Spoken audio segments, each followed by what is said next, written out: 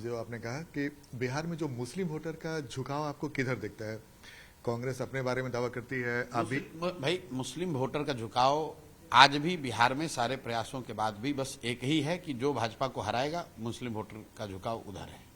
लेकिन ये बात भी तय है कि मुस्लिम वोटर यहाँ लगातार 30-35 साल से राजद को वोट दे देकर थक गया है, ठगा हुआ महसूस करता है, क्योंकि राजद ने उसको भागीदारी दी, ना राजद वाले उनके विकास के लिए कुछ करते हैं, न ही जब मुसलमानों पर संकट आता है, चाहे वो सीए एनआरसी का मामला हो या अभी वक्फ का मामला हो, बयानबाजी को छोड़कर राजद वाले करते कुछ नहीं है, सिर्फ मुसलमानों को भाजपा का डर दिखाकर वोट लेते आए हैं। तो एक बहुत बड़ा वर्ग मुसलमानों में भी धीरे धीरे अब ऊब सा गया है कि यार कितने दिन लालटेन में किरासन तेल बनकर जलते रहेंगे।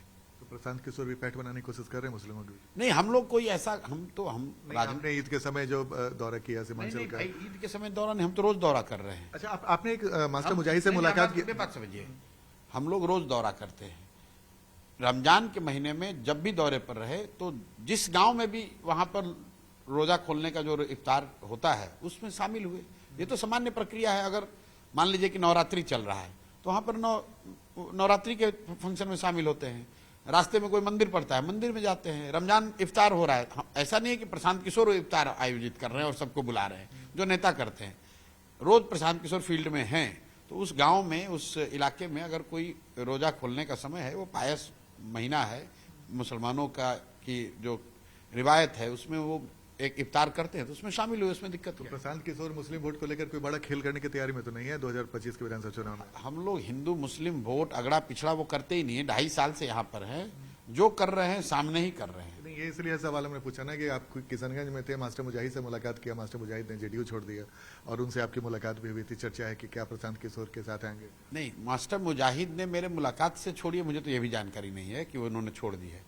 लेकिन अगर जदयू छोड़ा है उन्होंने तो वक्फ के मामले पे बहुत मुस्लिम लीडर्स ने छोड़ा है जदयू को। और मैं तो आपके माध्यम से फिर से मुस्लिम साथियों को अपील करना चाहता हूं, जो लोग भी अभी नीतीश कुमार के दल में फंसे हुए हैं किसी भी व्यक्तिगत लालच में, आप समझ लो कि ये व्यक्ति मुसलमानों के लिए भाजपा से भी ज्यादा खतरनाक है। इसलिए कि भाजपा के बारे में तो आपको मालूम है कि ये लोग आपके खिलाफ हैं। नीतीश जी मुसलमानों के साथ रहते भी हैं और उनके पीठ में छुरा भी घोंपते हैं, और ये पहली बार नहीं हुआ है। सीए एनआरसी के टाइम में भी यही इन्होंने किया था, तब तो मैं दल में था। मैं ऑन रिकॉर्ड बता रहा हूं, दल में एक बार नहीं 2 बैठकों में नीतीश कुमार ने कहा, मैं दल में था कि भाई हम लोग सीए एनआरसी के खिलाफ में वोट देंगे, और जब वोट होने की बात आई तो जाकर उसके पक्ष में वोट दे दिया। फिर मुझे कह रहे हैं कि जाकर बयान दे दीजिए कि बिहार में हम लोग इसको लागू नहीं करेंगे। वही हाल इस बार भी वक्त पे किया।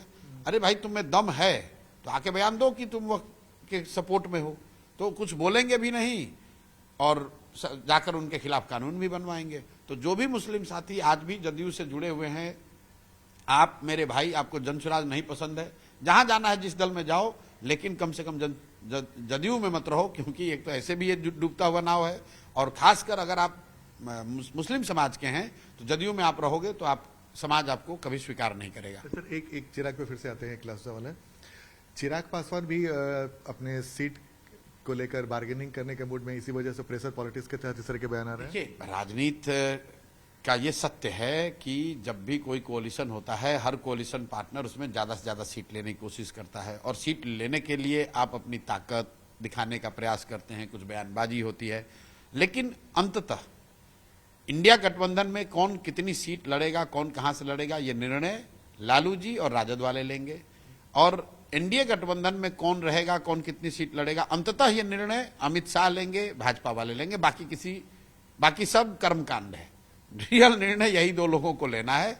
बाकी ऐसे अपना नूरा कुश्ती चलता रहेगा। अब चुनाव है, 3-4 महीने सबके लिए एंटरटेनमेंट